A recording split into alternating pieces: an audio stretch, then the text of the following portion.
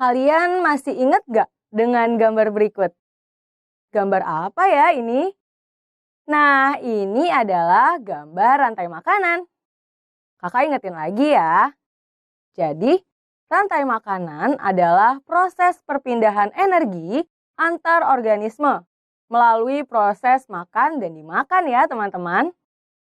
Nah, rantai makanan ini bentuknya linier, mulai dari produsen, konsumen tingkat 1 atau bisa disebut dengan konsumen primer, konsumen tingkat 2 atau konsumen sekunder, dan konsumen tingkat 3 atau konsumen tersier.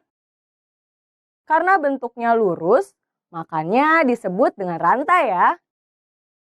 Tapi, masa iya sih di alam ular cuma makan kodok, terus elang cuma makan ular? Kayaknya gak mungkin deh.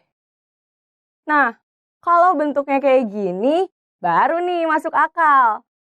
Karena di alam pasti sumber makanannya itu lebih banyak. Tapi, kalau bentuknya kayak gini, apa masih bisa kita sebut dengan rantai makanan? Enggak ya. Kalau bentuknya seperti ini, namanya udah bukan rantai makanan lagi, tapi jaring-jaring makanan. Jadi, apa sih itu jaring-jaring makanan? Jaring-jaring makanan adalah kumpulan dari rantai makanan yang saling berkaitan dalam satu ekosistem.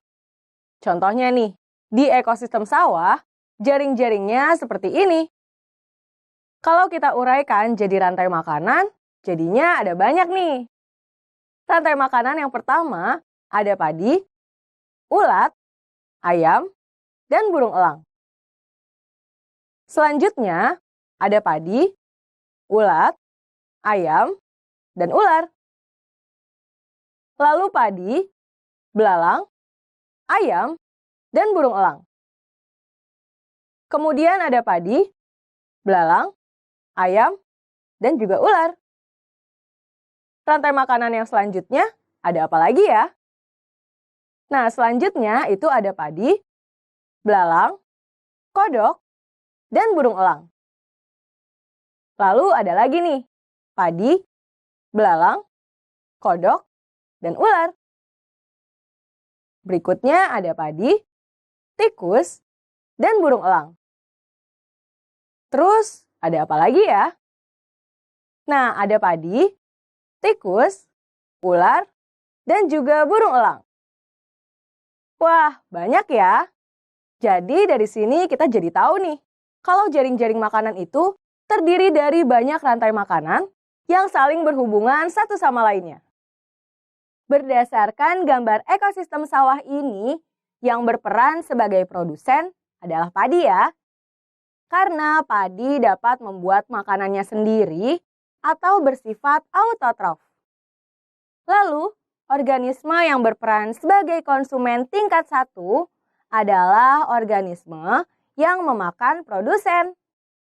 Nah, berarti konsumen tingkat 1-nya adalah ulat, belalang, dan juga tikus. Lalu, kemudian yang berperan sebagai konsumen tingkat 2 adalah organisme yang memakan konsumen tingkat 1. Berarti, konsumen tingkat 2-nya adalah ayam, ular, kodok, dan burung elang. Lalu yang berperan sebagai konsumen tingkat 3 itu yang memakan konsumen tingkat 2. Berarti bisa burung elang, bisa juga ular nih. Nah, tapi kalian bertanya-tanya nggak sih?